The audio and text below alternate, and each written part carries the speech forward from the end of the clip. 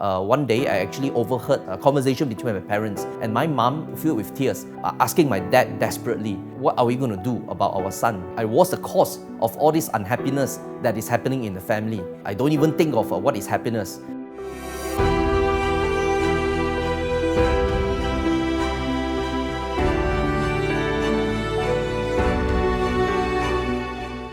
Hi, I'm Bernard, and I was once a youth living an aimless life. Basically, every day I led a very routine life. I go to work, after work I will go out for casual dates, right? And I stay on until very late, having drinks with my friends. And the next morning, and I go back to office to work again. So this went on for 7-8 years.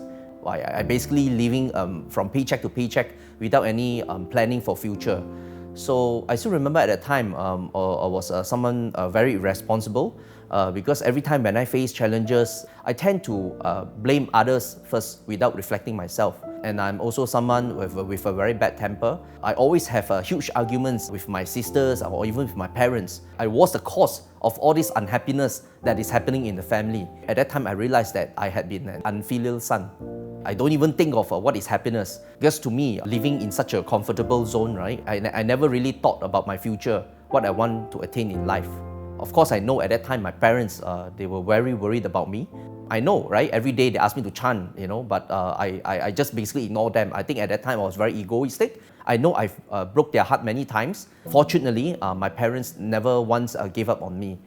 They chanted day and night. I would say this 7 to 8 years. Chanting, that one day I'll be able to come back to practicing this Buddhism again.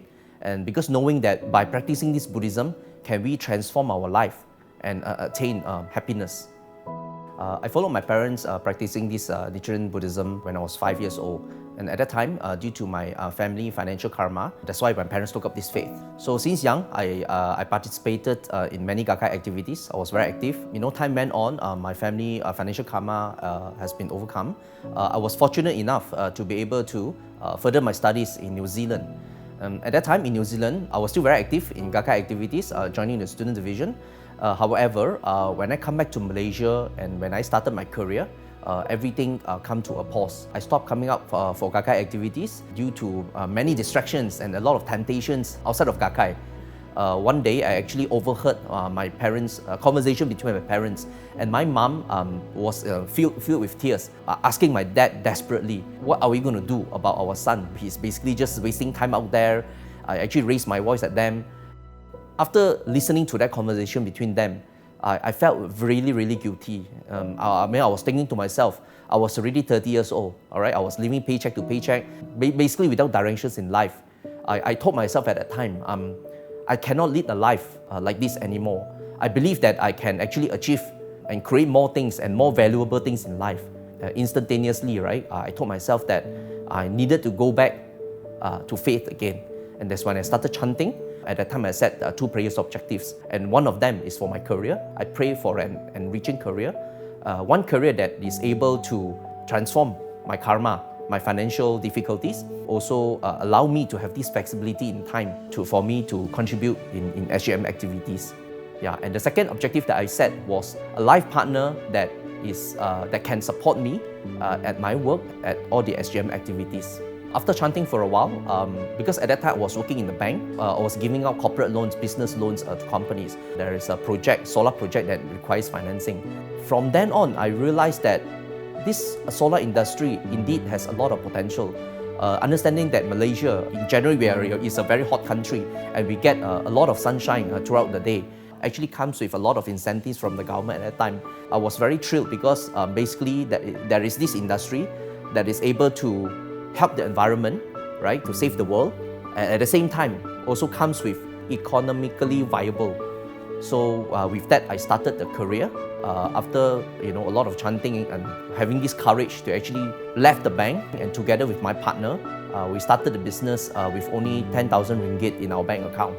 Actually, with this newfound career, I never once neglected my mission in Soka Gakkai as well.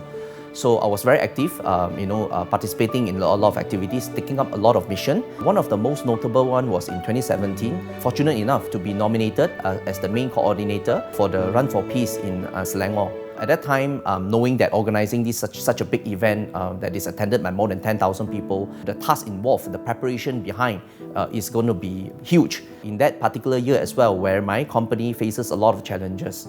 So I think firstly, the sales for the company was slow. My only engineer in the company has decided to leave the company to seek for better ventures. One of the major hurdles is that at that time we were being sued by our supplier due to some conflict between my supplier and my customer, because at that time we were the main contractor. This lawsuit, in the event it takes place, and let's say it's a successful suit, we are required to pay $1 million in fine and compensation. The company would definitely have to close down. At that time, there were a lot of pressure, right? These tasks and challenges that I faced, I also neglected my duty as a husband or as a father, because in that year, my wife and I just gave birth our baby daughter, and she was even less than 1 year old.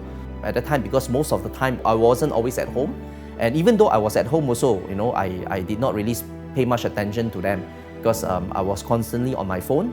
The relationship between my wife and I became worse. I actually physically very tired, mentally exhausted, undergoing tremendous pressure. Basically, I neglected, I did not chant much.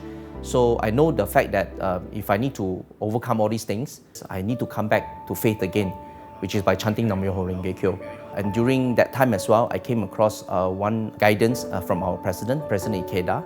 Whether we regard difficulties in life as misfortunes or whether we view them as good fortune depends entirely on how much we have forged our inner determination. It all depends on our attitude, our inner state of life. With a dauntless spirit, we can lead a cheerful and thoroughly enjoyable life. We can develop a self of such fortitude that we look forward to life trials and tribulations with a sense of profound elation and joy. Come on, obstacles, I've been expecting you, and this is the chance that I've been waiting for. I decided to embark on a fresh departure. With Daimoku, with chanting Nam Myoho Renge Kyo, I'm able to realize and reflect on myself. Human revolution, to put it in simple terms, right, is to be able to see through our weaknesses in life. And with that, have the courage to overcome, to transform our life to be a better person. So with that realization, I determined to focus 100% in all the tasks that I carry out. So at work, I focus on every single issue. When I'm at home, I set the determination. I will focus 100%, pay attention to my wife. I will not play with my phone, engage in conversation and dialogues with my wife. And also at times, I shared the problems and challenges that I face at work. And with that, my wife started to show empathy, and she also started to understand the problems that I face, and also chanted with me together to overcome all these challenges. At that time, we also mutually supported each other in the problems that both of us are facing. And of course, finally, we all also overcome all these issues. And with that, I'm truly grateful for her. So with all these constant prayers, very strong determination, things started to change as well in my company. So first of all, I have this courage and this fortune to have sincere dialogues with my supplier and my customer. And with that, finally, they are able to reach to a common ground and mediate the issue out of court. And with that, fortunately, the lawsuit against our company has finally dropped as well. And this happened 1 month before the Run for Peace. The second challenges that I faced at work, low in sales, right? I actually came across one of our customers during that Run for Peace period as well. So this customer actually gave us an order for us to revive the company again. Eventually, this customer also became our business partner. So with this financial backing from this main board listed company, and also the network that they have provided, we are able to embark on bigger projects, larger projects. Specifically, we have this opportunity to actually develop a 9 megawatt solar farm in Malacca. It actually comes with a contract that we are able to sell power to TNB for a 21 years period. And with that, actually provides us a sustainable income for the company. So I'm actually very proud to be involved in an industry that provides sustainability and also reduce carbon emission to help save the environment, which is in line, right, with the motto or the objective of Run for Peace as well. I really felt the protective forces. Run for Peace 2017 was a total victory, joined by more than 80,000 runners nationwide. And for the Selangor Run itself, we have managed to attract more than 13,000 peace lovers. We heavily promoted peace messages, and particularly the message to abolish nuclear weapons. And I'm very proud to say that I'm part of this peace movement. looking back at these 10 years, basically my entire life has transformed, be it in my career, in my life, my relationship with my wife and my family. So first of all, I really need to thank my parents for not giving up on me, for the strong Daimoku that I'm able to come back to faith.